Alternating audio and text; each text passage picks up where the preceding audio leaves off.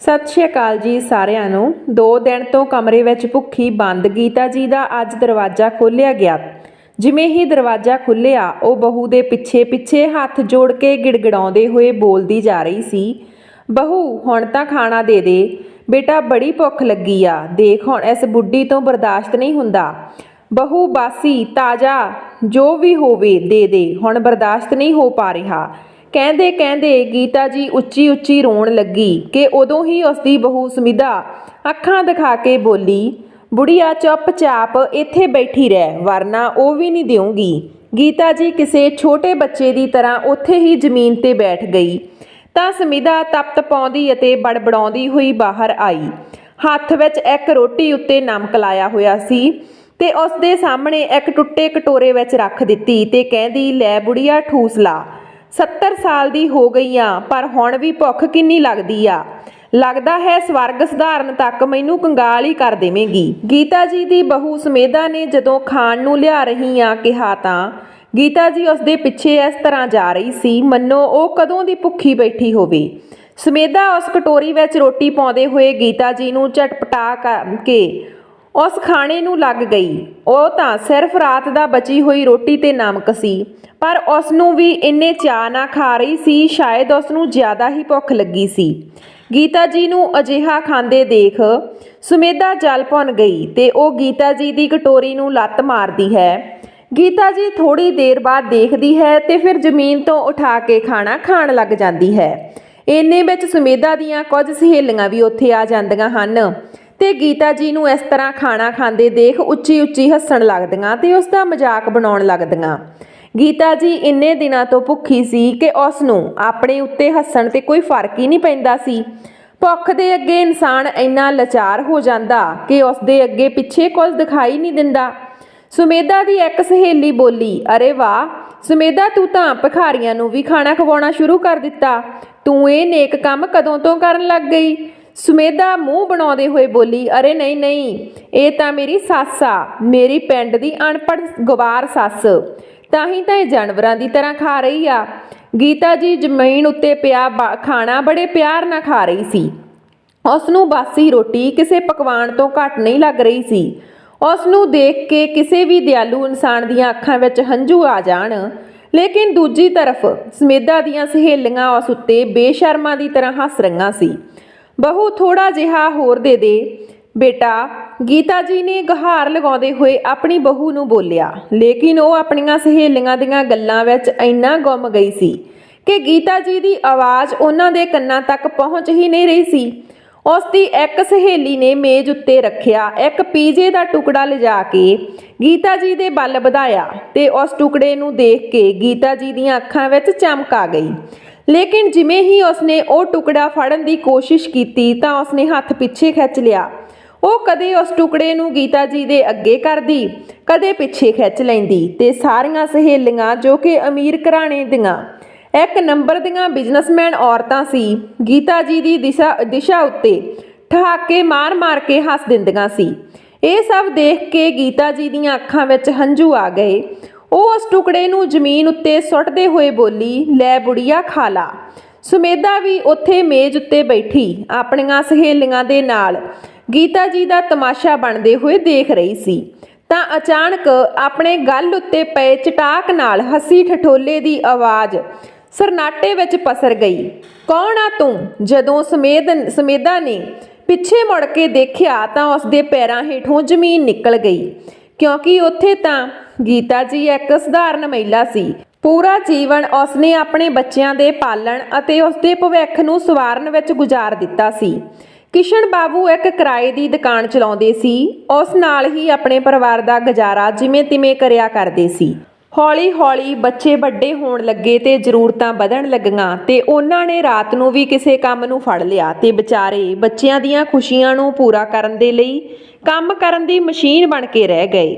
ਨਾ ਖਾਣ ਦੀ ਸੁੱਧ ਨਾ ਪਹਿਨਣ ਦੀ, ਦੋਨੋਂ ਬੇਟੀਆਂ ਵਿਆਹਯੋਗ ਹੋ ਗਈਆਂ ਤਾਂ ਉਹਨਾਂ ਨੇ ਸਭ ਤੋਂ ਪਹਿਲਾਂ ਬੇਟੀਆਂ ਦੇ ਵਿਆਹ ਕੀਤੇ। ਲੇਕਿਨ ਜਿਵੇਂ ਹੀ ਬੇਟੀਆਂ ਦਾ ਵਿਆਹ ਹੋਇਆ ਤਾਂ ਉਹਨਾਂ ਦੀ ਹਾਲਤ ਹੋਰ ਵੀ ਬੱਤਰ ਹੋ ਗਈ। ਬੇਟਾ ਕੋਈ ਕੰਮ ਨਹੀਂ ਕਰਦਾ ਸੀ ਤੇ ਹੁਣ ਵੀ ਕਿਸ਼ਨ ਬਾਬੂ ਨੂੰ ਹੀ ਪੂਰੇ ਪਰਿਵਾਰ ਦਾ ਖਰਚ ਉਠਾਉਣਾ ਪੈਂਦਾ ਸੀ। ਰਾਤ 3 ਵਜੇ ਉਹ ਕੰਮ ਤੋਂ ਲੌਟ ਰਹੇ ਸੀ ਕਿ ਕਿਸੇ ਨੇ ਉਹਨਾਂ ਦੇ ਪਿੱਛੇ ਤੋਂ ਟੱਕਰ ਮਾਰ ਦਿੱਤੀ ਤੇ ਮੌਕੇ ਤੇ ਹੀ ਉਹਨਾਂ ਦੀ ਮੌਤ ਹੋ ਗਈ। ਉਸ ਦਿਨ ਦੇ ਬਾਅਦ ਗੀਤਾ ਜੀ ਨੂੰ ਆਪਣੀ ਸੁੱਧ ਬੁੱਧ ਨਹੀਂ ਰਹੀ।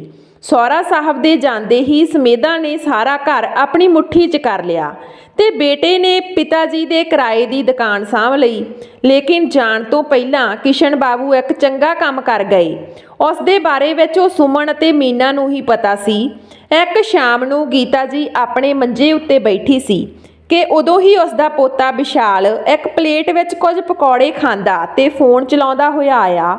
ਆਪਣੀ ਦਾਦੀ ਦੇ ਕੋਲ ਬੈਠ ਕੇ ਉਸਨੇ ਖਾਣ ਨੂੰ ਪੁੱਛਿਆ। ਅੱਜ ਪਤਾ ਨਹੀਂ ਕਿੰਨਾ ਸਮਾਂ ਗੁਜ਼ਰ ਗਿਆ ਗੀਤਾ ਜੀ ਨੂੰ ਅਜਿਹਾ ਖਾਣਾ ਖਾਦੇ ਹੋਏ। ਸ਼ਾਇਦ ਉਹਨਾਂ ਨੇ ਖੁਦ ਹੀ ਯਾਦ ਨਹੀਂ ਸੀ। ਪਕੌੜੇ ਦੇਖ ਕੇ ਉਹਨਾਂ ਦੇ ਮੂੰਹ ਵਿੱਚ ਪਾਣੀ ਤਾਂ ਆਇਆ, ਪਰ ਉਹ ਇੱਕ ਵੀ ਪਕੌੜਾ ਖਾਣ ਤੋਂ ਡਰ ਰਹੀ ਸੀ। ਵਿਸ਼ਾਲ ਬਾਰ-ਬਾਰ ਕਹਿ ਰਿਹਾ ਸੀ, ਲਓ ਲਓ ਨਾ ਦਾਦੀ ਜੀ, ਇੱਕ ਤਾਂ ਲੈ ਲਓ, ਪਰ ਗੀਤਾ ਜੀ ਮਨਾ ਕਰੀ ਜਾ ਰਹੀ ਸੀ। ਤਾਂ ਵਿਸ਼ਾਲ ਨੇ ਉਹਨਾਂ ਦੇ ਮੂੰਹ ਵਿੱਚ ਜ਼ਬਰਦਸਤੀ ਪਕੌੜਾ ਪਾ ਦਿੱਤਾ।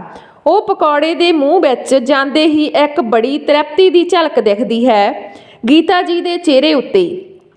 ਉਹ ਅੱਖਾਂ ਬੰਦ ਕਰਕੇ ਪਕੌੜੇ ਦਾ ਸਵਾਦ ਲੈ ਰਹੀ ਸੀ ਕਿ ਉਦੋਂ ਹੀ ਕਿਸੇ ਨੇ ਉਸ ਨੂੰ ਵਾਲਾਂ ਤੋਂ ਫੜ ਲਿਆ। ਹੁਣ ਗੀਤਾ ਜੀ ਦੀਆਂ ਅੱਖਾਂ ਖੁੱਲ੍ਹੀਆਂ ਤਾਂ ਸਮੇਧਾ ਉਸ ਨੂੰ ਫੜੀ ਖੜੀ ਸੀ ਅਤੇ ਨਾਲ ਹੀ ਵਿਸ਼ਾਲ ਵੀ ਡਰ ਦੇ ਮਾਰੇ ਜਾ ਚੁੱਕਿਆ ਸੀ। ਸਮੇਧਾ ਗੀਤਾ ਜੀ ਦੇ ਵਾਲ ਫੜ ਕੇ ਉਸ ਨੂੰ ਮੰਜੇ ਤੋਂ ਧੱਕਾ ਦਿੰਦੇ ਹੋਏ ਬੋਲੀ, ਬੁੱਢੀਏ ਹਿੰਮਤ ਕਿਵੇਂ ਹੋਈ ਤੇਰੀ ਮੇਰੇ ਬੇਟੇ ਦੇ ਪਕੌੜੇ ਖੋਹ ਕੇ ਖਾਣ ਦੀ? ਬਿਮਾਰ ਪੈ ਗਈ ਤਾਂ ਉਸ ਦਾ ਬਿੱਲ ਕੀ ਤੇਰਾ ਬਾਪ ਭਰੇਗਾ? ਗੀਤਾ ਜੀ ਬਿੱਲ ਬੁਲਾਉਂਦੇ ਹੋਏ ਬੋਲੀ, ਬੇਟਾ ਮੈਂ ਨਹੀਂ ਖੋਇਆ, ਉਹ ਤਾਂ ਵਿਸ਼ਾਲ ਨੇ ਖੁਦ ਹੀ ਮੇਰੇ ਮੂੰਹ ਵਿੱਚ ਪਾ ਦਿੱਤਾ ਸੀ। ਮੈਨੂੰ ਨਾ ਮਾਰ, ਅੱਗੇ ਤੋਂ ਨਹੀਂ ਖਾਊਂਗੀ, ਬਸ ਇੱਕ ਹੀ ਖਾਧਾ ਸੀ, ਨਾ ਮਾਰ। ਗੀਤਾ ਜੀ ਰੋਂਦੇ ਹੋਏ ਕਹੀ ਜਾ ਰਹੀ ਸੀ। ਸਮੇਧਾ ਉਸ ਨੂੰ ਮਾਰਦੀ ਜਾ ਰਹੀ ਸੀ ਤੇ ਬੋਲੀ, ਬੁੱਢਗੇ, ਇੱਕ ਤਾਂ ਕਦੋਂ ਤੋਂ ਮੇਰੀ ਛਾਤੀ ਤੇ ਮੂੰਗ ਦਲ ਰਹੀ ਆ, ਉੱਪਰ ਤੋਂ ਮੇਰੇ ਬਣਾਏ ਨਿਯਮ ਵੀ ਤੋੜ ਰਹੀ ਆ। ਅੱਜ ਜੇ ਤੇਰੀਆਂ ਹੱਡੀਆਂ ਨਾ ਤੋੜੀਆਂ ਤਾਂ ਮੇਰਾ ਨਾਮ ਵੀ ਸਮੇਧਾ ਨਹੀਂ। ਸਮੇਧਾ ਬੋਲੀ ਅਤੇ ਇਸ ਤਰ੍ਹਾਂ ਕੁਝ ਦੇਰ ਤੱਕ ਗੀਤਾ ਜੀ ਨੂੰ ਮਾਰਦੀ ਰਹੀ। ਕੁੱਟ-ਕੁੱਟ ਕੇ ਜਦੋਂ ਸਮੇਧਾ ਦਾ ਗੁੱਸਾ ਸ਼ਾਂਤ ਹੋ ਗਿਆ ਤਾਂ ਉਹ ਕਹਿੰਦੀ ਹੈ, ਅੱਜ ਪੂਰੇ ਦਿਨ ਤੈਨੂੰ ਖਾਣਾ ਨਹੀਂ ਮਿਲੇਗਾ ਬੁੱਢਗੇ, ਹੁਣ ਭੁਗਤ ਪਕੌੜਿਆਂ ਦਾ ਸਵਾਦ। ਸਮੇਧਾ ਦੀ ਮਾਰ ਨਾਲ ਗੀਤਾ ਜੀ ਬਹੁਤ ਦੇਰ ਤੱਕ ਉੱਥੇ ਹੀ ਜ਼ਮੀਨ ਤੇ ਬੇਸੁੱਧ ਪਈ ਰਹੀ।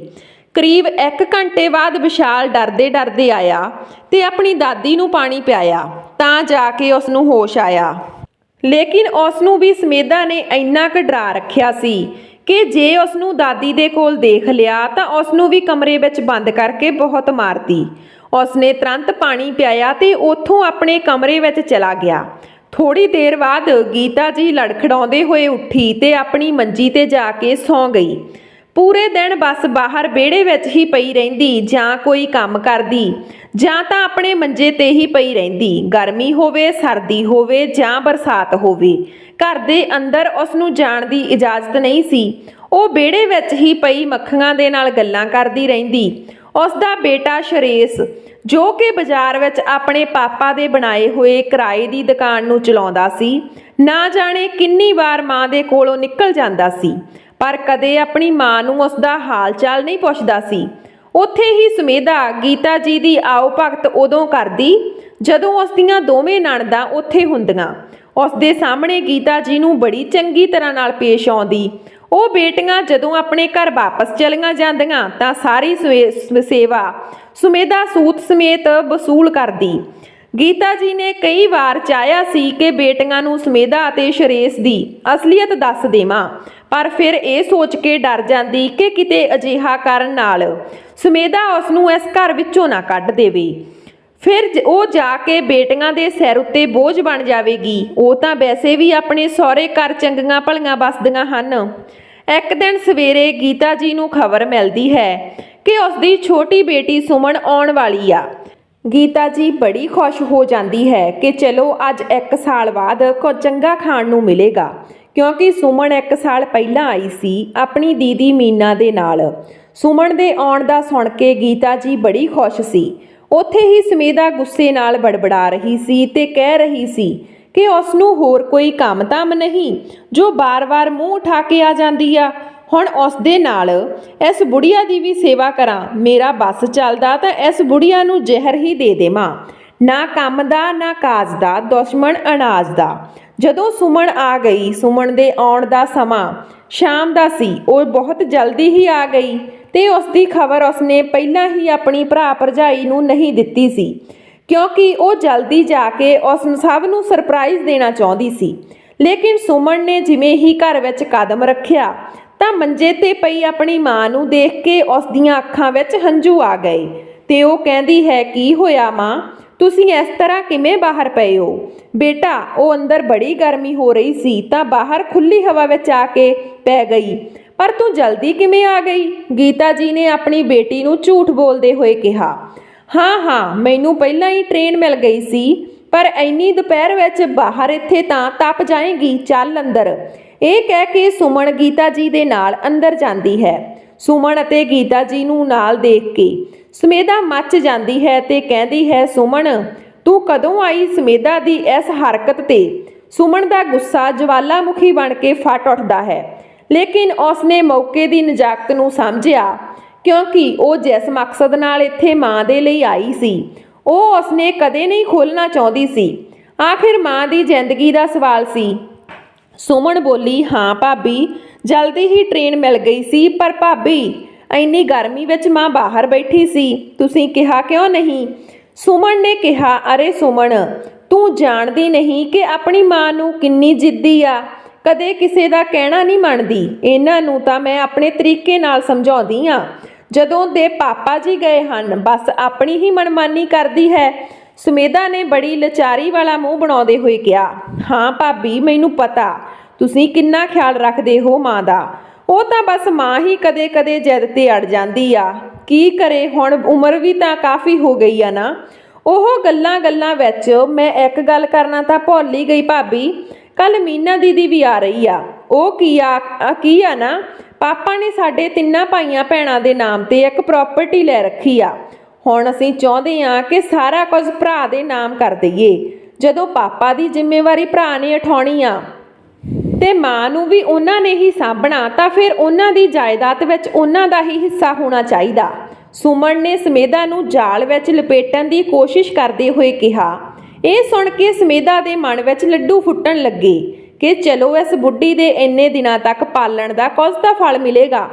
ਸਮੇਧਾ ਨੇ ਮਨ ਵਿੱਚ ਸੋਚਿਆ। ਇੱਧਰ ਗੀਤਾ ਜੀ ਸੁਮਨ ਦੀਆਂ ਗੱਲਾਂ ਨਾਲ ਦੁਖੀ ਹੋ ਜਾਂਦੀ ਹੈ ਤੇ ਸੋਚਦੀ ਆ, ਮੇਰੀਏ ਭੋਲੀਏ ਬੇਟੀਏ, ਆਪਣੀ ਮਾਂ ਦੀਆਂ ਅੱਖਾਂ ਨੂੰ ਕਾਸ਼ ਪੜ੍ਹ ਲੈਂਦੀਆਂ, ਉਸ ਦਾ ਦਰਦ ਦੇਖ ਲੈਂਦੀਆਂ ਤੇ ਆਪਣੇ ਭਰਾ ਭਾਬੀ ਦਾ ਅਸਲੀ ਚਿਹਰਾ ਦੇਖ ਲੈਂਦੀਆਂ।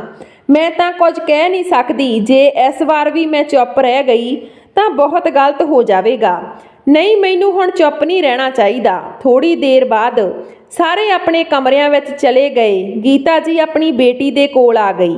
ਆਓ ਮਾਂ, ਅੱਜ ਮੇਰੇ ਕੋਲ ਹੀ ਸੌਂ ਜਾਓ, ਇੱਥੇ ਹੀ ਸੌਂ ਜਾਓ, ਮੈਂ ਤੁਹਾਡੇ ਪੈਰਾਂ ਵਿੱਚ ਤੇਲ ਲਗਾ ਦਿੰਦੀ ਆ। ਸੁਮਨ ਨੇ ਜਿਵੇਂ ਹੀ ਆਪਣੀ ਮਾਂ ਦੇ ਪੈਰਾਂ ਨੂੰ ਆਪਣੀ ਗੋਦ ਵਿੱਚ ਲਿਆ, ਉਸਨੇ ਅਣਗਿਣਤ ਦਾਗ ਦੇਖ ਕੇ ਉਹ ਚੌਂਕ ਗਈ। ਪਤਾ ਨਹੀਂ ਉਸ ਨੂੰ ਸਭ ਪਹਿਲਾਂ ਤੋਂ ਹੀ ਸੀ, ਪਰ ਉਹ ਆਪਣੀ ਮਾਂ ਦੇ ਮੂੰਹੋਂ ਸੱਚਾਈ ਜਾਣਨਾ ਚਾਹੁੰਦੀ ਸੀ। ਉਸ ਨੂੰ ਪੁੱਛਿਆ, ਮਾਂ, ਇਹ ਸਭ ਕੀ ਆ? ਇਹ ਦਾਗ ਕਿਵੇਂ ਆਏ? ਗੀਤਾ ਜੀ ਨੇ ਸਭ ਕੁਝ ਸੁਮਨ ਨੂੰ ਦੱਸਣ ਹੀ ਲੱਗੀ ਸੀ, ਪਰ ਜਦੋਂ ਸੁਮਨ ਨੇ ਦਾਗ ਦੇ ਬਾਰੇ ਵਿੱਚ ਪੁੱਛਿਆ ਤਾਂ ਉਹ ਘਬਰਾ ਗਈ ਤੇ ਗੱਲ ਨੂੰ ਘੁਮਾ ਦਿੱਤਾ ਤੇ ਕਿਹਾ, ਉਹ ਪਤਾ ਨਹੀਂ ਬੇਟਾ, ਇਸ ਉਮਰ ਵਿੱਚ ਇਹ ਸਭ ਹੁੰਦਾ ਹੀ ਰਹਿੰਦਾ। ਕੁਝ ਖਾਣ ਪੀਣ ਦੀ ਲਾਪਰਵਾਹੀ ਨਾਲ ਹੋ ਗਿਆ ਹੋਵੇਗਾ। ਤੂੰ ਇਹ ਸਭ ਛੱਡ ਤੇ ਮਾਲਿਸ਼ ਤੇ ਧਿਆਨ ਦੇ। ਉਹ ਨਹੀਂ ਚਾਹੁੰਦੀ ਸੀ ਕਿ ਉਸ ਦੀ ਵਜ੍ਹਾ ਨਾਲ ਉਸ ਦੀਆਂ ਬੇਟੀਆਂ ਦੇ ਜੀਵਨ ਤੇ ਕੋਈ ਮੁਸੀਬਤ ਆਵੇ, ਇਸ ਲਈ ਸੁਮਨ ਨੂੰ ਕੁਝ ਨਹੀਂ ਕਿਹਾ। ਉਸ ਦੇ ਬਾਅਦ ਰਾਤ ਨੂੰ ਸਭ ਸੌਂ ਜਾਂਦੇ ਹਨ। ਗੀਤਾ ਜੀ ਸੁਮਨ ਦੇ ਬਗਲ ਵਿੱਚ ਗਹਿਰੀ ਨੀਂਦ ਵਿੱਚ ਸੁੱਤੀ ਪਈ ਸੀ ਤੇ ਉਦੋਂ ਹੀ ਸਮੇਧਾ ਆ ਕੇ ਉਸ ਨੂੰ ਹੌਲੀ ਜਿਹੀ ਜਗਾ ਕੇ ਬਾਹਰ ਜਾਣ ਨੂੰ ਕਹਿੰਦੀ ਆ। ਗੀਤਾ ਜੀ ਦੱਬੇ ਪੈਰੀ ਸਮੇਧਾ ਦੇ ਪਿੱਛੇ ਬਾਹਰ ਨੂੰ ਚਲੀ ਜਾਂਦੀ ਆ। ਸਮੇਧਾ ਗੀਤਾ ਜੀ ਨੂੰ ਰਸੋਈ ਵਿੱਚ ਲਿਜਾ ਕੇ ਇੱਕ ਜ਼ੋਰ ਨਾਲ ਬੇਲਣਾ ਉਸ ਦੀ ਕਮਰ 'ਚ ਜੜਦੇ ਹੋਏ ਬੋਲਦੀ ਆ, ਬੜੀ ਆਰਾਮ ਫਰਮਾ ਰਹੀ ਆ। ਜੇ ਤੂੰ ਆਪਣੀ ਜ਼ੁਬਾਨ ਖੋਲੀ ਤਾਂ ਬੁੜੀਆ, ਪਤਾ ਹੈ ਨਾ ਤੇਰੇ ਨਾਲ ਫਿਰ ਕੀ ਕਰੂਗੀ। ਇੱਕ ਵਾਰ ਇਹ ਤੇਰੀਆਂ ਬੇਟੀਆਂ ਆਪਣਾ ਹਿੱਸਾ ਛੱਡ ਦੇਣ, ਉਸ ਦੇ ਬਾਅਦ ਉਹਨਾਂ ਦੇ ਸਾਹਮਣੇ ਇਹ ਸਾਰੇ ਢੋਂਗ ਕਰਨ ਦੀ ਜ਼ਰੂਰਤ ਨਹੀਂ ਪਵੇਗੀ। ਫਿਰ ਤਾਂ ਇਹਨਾਂ ਦਾ ਇੱਥੇ ਆਉਣਾ ਹੀ ਬੰਦ ਕਰ ਦੇਵਾਂਗੀ। ਹਾਂ, ਪਰ ਸੁਣ ਬੁੜੀਆ, ਜੇ ਉਹਨਾਂ ਨੂੰ ਇਸ ਤੋਂ ਪਹਿਲਾਂ ਜਰਾ ਜਿਹੀ ਵੀ ਕੋਈ ਗੱਲ ਦੀ ਭਿਣਕ ਲੱਗੀ ਨਾ ਤਾਂ ਤੇਰੀ ਖੈਰ ਨਹੀਂ। ਜ਼ਿਆਦਾ ਨਾ ਪਿਛਲੀ ਵਾਰ ਦੀ ਕੁੱਟ, ਉਸ ਨਾਲ ਕੋਈ ਜ਼ਿਆਦਾ ਦਾਗ ਪੈਣ, ਉਸ ਨਾਲੋਂ ਵੀ ਜ਼ਿਆਦਾ ਦਾਗ ਪੈਣਗੇ ਸਰੀਰ ਉੱਤੇ। ਗੀਤਾ ਜੀ ਹੱਥ ਜੋੜ ਕੇ ਬੋਲੀ, ਕੁਝ ਨਹੀਂ ਕਹੂੰਗੀ, ਬਸ ਬਹੂ ਤੂੰ ਮੈਨੂੰ ਨਾ ਮਾਰੀ। ਗੀਤਾ ਜੀ ਨੇ ਆਪਣੇ ਦਰਦ ਨੂੰ ਆਪਣੇ ਸੀਨੇ ਵਿੱਚ ਹੀ ਦਫਨ ਕਰ ਲਿਆ। ਅਕਸਰ ਜਦੋਂ ਬੇਟੀਆਂ ਪੇਕੇ ਆਉਂਦੀਆਂ ਤਾਂ ਮਾਂ ਤੇ ਬੇਟੀ ਇੱਕ ਦੂਜੇ ਨਾਲ ਗੱਲਾਂ ਕਰਕੇ ਆਪਣਾ ਦਰਦ ਹਲਕਾ ਕਰ ਲੈਂਦੀਆਂ, ਪਰ ਇੱਥੇ ਗੀਤਾ ਜੀ ਦੀ ਹਾਲਤ ਅਜਿਹੀ ਸੀ ਕਿ ਉਹ ਆਪਣਾ ਕੋਈ ਵੀ ਦੁੱਖ ਦਰਦ ਆਪਣੀ ਬੇਟੀ ਦੇ ਨਾਲ ਨਹੀਂ ਵੰਡ ਸਕਦੀ ਸੀ ਤੇ ਅੰਦਰ ਹੀ ਅੰਦਰ ਘੁੱਟ-ਘੁੱਟ ਕੇ ਮਰ ਰਹੀ ਸੀ। ਅਗਲੇ ਦਿਨ ਮੀਨਾ ਵੀ ਆ ਜਾਂਦੀ ਆ। ਉਸ ਨੂੰ ਦੇਖ ਕੇ ਸੁਮੇਧਾ ਹੋਰ ਵੀ ਜ਼ਿਆਦਾ ਖੁਸ਼ ਹੋ ਜਾਂਦੀ ਆ ਕਿ ਸ਼ਾਇਦ ਇਹ ਅੱਜ ਪਹਿਲੀ ਵਾਰ ਹੋ ਰਿਹਾ ਹੋਵੇਗਾ ਕਿ ਨਣਦਾਂ ਦੇ ਆਉਣ ਤੇ ਸੁਮੇਧਾ ਇੰਨੀ ਖੁਸ਼ ਸੀ। ਮੀਨਾ ਨੂੰ ਦੇਖ ਕੇ ਪਤਾ ਨਹੀਂ ਗੀਤਾ ਜੀ ਨੂੰ ਕੀ ਹੋ ਗਿਆ। ਉਹ ਮੀਨਾ ਨਾਲ ਲਿਪਟ ਕੇ ਉੱਚੀ ਉੱਚੀ ਰੋਣ ਲੱਗੀ। ਉਸ ਦਾ ਇਹ ਰੋਣਾ ਦੇਖ ਕੇ ਦੋਨੋਂ ਬੇਟੀਆਂ ਇੰਨੇ ਦਿਨਾਂ ਬਾਅਦ ਮਿਲਣ ਦੀ ਖੁਸ਼ੀ ਦੇ ਹੰਝੂ ਸਮਝ ਬੈਠੀਆਂ। ਪਰ ਗੀਤਾ ਜੀ ਕਿਉਂ ਰੋ ਰਹੀ ਸੀ, ਇਹ ਗੀਤਾ ਜੀ ਅਤੇ ਸੁਮੇਧਾ ਹੀ ਜਾਣਦੀਆਂ ਸੀ। ਗੀਤਾ ਜੀ ਜਾਣਦੀ ਸੀ ਕਿ ਇਹ ਸਭ ਦੇ ਬਾਅਦ ਉਸ ਨਾਲ ਹੋਰ ਵੀ ਬੁਰੇ ਤਰੀਕੇ ਨਾਲ ਪੇਸ਼ ਆਵੇਗੀ, ਪਰ ਉਹ ਹੁਣ ਚਾਹ ਕੇ ਵੀ ਆਪਣੀ ਜ਼ੁਬਾਨ ਖੋਲ੍ਹਣ ਦੀ ਹਿੰਮਤ ਨਹੀਂ ਜੁਟਾ ਪਾ ਰਹੀ ਸੀ। ਖਾਣਾ ਖਾਣ ਦੇ ਬਾਅਦ ਸ਼ਾਮ ਨੂੰ ਮੀਨਾ ਬੋਲੀ, ਵੀਰ ਜੀ ਕਾਗਜ਼ਾਤ ਅਸੀਂ ਆਪਣੇ ਪਾਪਾ ਦੀ ਵਕੀਲ ਤੋਂ ਬਣਵਾ ਲਏ, ਉਹ ਕੱਲ ਲੈ ਕੇ ਆਉਣਗੇ। ਓਹੋ, ਇਹ ਸਭ ਕਰਨ ਦੀ ਕੀ ਜ਼ਰੂਰਤ ਸੀ? ਪਾਪਾ ਨੇ ਕੁਝ ਸੋਚ ਸਮਝ ਕੇ ਹੀ ਇਹ ਸਭ ਕੀਤਾ ਹੋਵੇਗਾ। ਗੀਤਾ ਜੀ ਨੇ ਹਲਕ ਲਾਉਂਦੇ ਹੋਏ ਕਿਹਾ। ਇਹਨਾਂ ਦਾ ਇੰਨਾ ਕਹਿੰਦੇ ਹੀ ਸੁਮੇਧਾ ਅਤੇ ਸ਼ਰੇਸ਼ ਦੀਆਂ ਵੱਡੀਆਂ ਵੱਡੀਆਂ ਅੱਖਾਂ ਨਾਲ ਉਸ ਨੂੰ ਘੂਰਨ ਲੱਗੇ ਕਿ ਉਦੋਂ ਹੀ ਸੁਮਨ ਕਹਿੰਦੀ ਹੈ, ਮਾਂ ਪਾਪਾ ਨੇ ਸਾਨੂੰ ਤਿੰਨਾਂ ਨੂੰ ਹਮੇਸ਼ਾ ਇੱਕੋ ਜਿਹਾ ਚਾਹਿਆ, ਇਸ ਲਈ ਉਹਨਾਂ ਨੇ ਅਜਿਹਾ ਕੀਤਾ। ਪਰ ਹੁਣ ਜਦੋਂ ਅਸੀਂ ਆਪਣੇ ਆਪਣੇ ਘਰਾਂ ਵਿੱਚ ਰਸ ਬਸ ਗਏ ਹਾਂ, ਫਿਰ ਇਹ ਸਭ ਦੀ ਕੀ ਜ਼ਰੂਰਤ ਆ?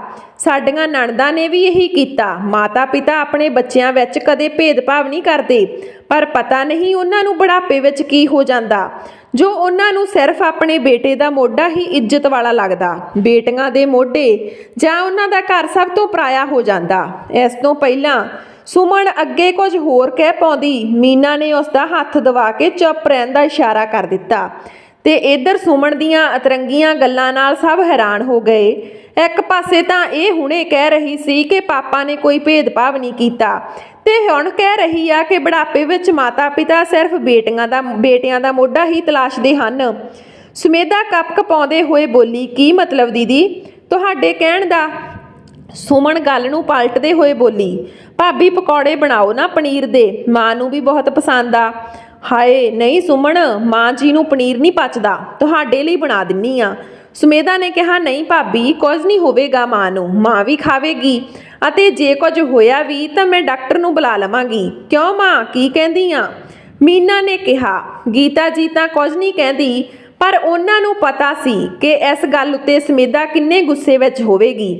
ਅਗਲੀ ਸੁਬਾਹ ਦੋਨੋਂ ਭੈਣਾਂ ਨੇ ਸੁਮੇਧਾ ਨੂੰ ਕਿਹਾ, ਭਾਬੀ ਅਸੀਂ ਮਾਂ ਦੇ ਲਈ ਕੁਝ ਬਾਜ਼ਾਰ ਲੈਣ ਜਾ ਰਹੀਆਂ, ਫਿਰ ਪਤਾ ਨਹੀਂ ਕਦੋਂ ਆਉਣਾ ਹੋਵੇਗਾ, ਇਸ ਲਈ ਇਸ ਵਾਰ ਤਾਂ ਅਸੀਂ ਮਾਂ ਦਾ ਪੂਰਾ ਬੰਦੋਬਸਤ ਕਰਕੇ ਜਾਵਾਂਗੀਆਂ ਅਤੇ 1 ਘੰਟੇ ਵਿੱਚ ਵਕੀਲ ਨੂੰ ਨਾਲ ਲੈ ਕੇ ਵਾਪਸ ਆਵਾਂਗੀਆਂ। ਸੁਮੇਧਾ ਨੂੰ ਸੁਮਨ ਅਤੇ ਮੀਨਾ ਦੀਆਂ ਗੱਲਾਂ ਦਾ ਕੋਈ ਮਤਲਬ ਸਮਝ ਨਹੀਂ ਆਇਆ।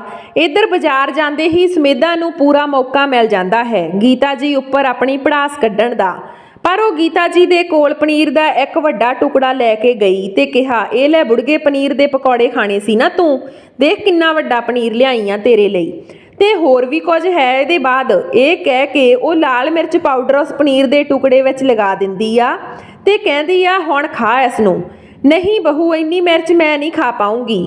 ਮੈਂ ਨਹੀਂ ਕਿਹਾ ਸੀ ਪਕੌੜਿਆਂ ਦੇ ਲਈ, ਉਹ ਤਾਂ ਸੁਮਨ ਅਤੇ ਮੀਨਾ ਨੇ ਕਿਹਾ ਸੀ। ਗੀਤਾ ਜੀ ਬਿਲਕਲਾਉਂਦੇ ਹੋਏ ਬੋਲਦੀ ਆ, ਤਾਂ ਬੁੜੀਆ ਤੂੰ ਮਨਾ ਕਿਉਂ ਨਹੀਂ ਕੀਤਾ? ਸੋਚਿਆ ਹੋਵੇਗਾ ਇਸ ਬਹਾਨੇ ਥੋੜਾ ਜੀਭ ਨੂੰ ਵੀ ਸਵਾਦ ਦੇ ਦੇਵਾਂਗੀ। ਹੁਣ ਉਸ ਜੀਭ ਉੱਤੇ ਅਜਿਹਾ ਸਵਾਦ ਲਾਉਂਗੀ ਕਿ ਅੱਗੇ ਤੋਂ ਜਦੋਂ ਵੀ ਕੁਝ ਖਾਣ ਦਾ ਸੋਚਿਆ ਤਾਂ ਇਹ ਸਵਾਦ ਸਭ ਤੋਂ ਪਹਿਲਾਂ ਯਾਦ ਆਵੇਗਾ। ਤੇ ਹੁਣ ਤਾਂ ਤੇਰੀਆਂ ਬੇਟੀਆਂ ਵੀ ਇੱਥੇ ਨਹੀਂ ਜੋ ਤੈਨੂੰ ਬਚਾਉਣਗੀਆਂ। ਬਹੂ, ਇੱਕ ਵਾਰ ਤੂੰ ਮੈਨੂੰ ਜ਼ਬਰਦਸਤੀ ਖਾਣਾ ਖਵਾਇਆ ਸੀ, ਜਿਸ ਦੀ ਵਜ੍ਹਾ ਨਾਲ ਮੈਂ 15 ਦਿਨ ਤੱਕ ਬਿਮਾਰ ਰਹੀ, ਤੇ ਹੁਣ ਇੰਨੀ ਮਿਰਚ ਨਾਲ ਕਿਤੇ ਮੈਂ ਮਰ ਹੀ ਨਾ ਜਾਵਾਂ। ਮਰ ਗਈ ਤਾਂ ਫਿਰ ਵੀ ਚੱਲੇਗਾ, ਪਰ ਜੇ ਬਚ ਗਈ ਤਾਂ ਬਹੁਤ ਤੜਫੂੰਗੀ। ਬਹੂ ਅਜਿਹਾ ਜ਼ੁਲਮ ਨਾ ਕਰ, ਤੂੰ ਮੈਨੂੰ ਜ਼ਹਿਰ ਲਿਆ ਕੇ ਦੇ ਦੇ, ਮੈਂ ਉਹ ਖਾ ਕੇ ਹਮੇਸ਼ਾ ਦੇ ਲਈ ਇੱਥੋਂ ਤੁਹਾਡੀ ਜ਼ਿੰਦਗੀ 'ਚੋਂ ਚਲੀ ਜਾਵਾਂਗੀ।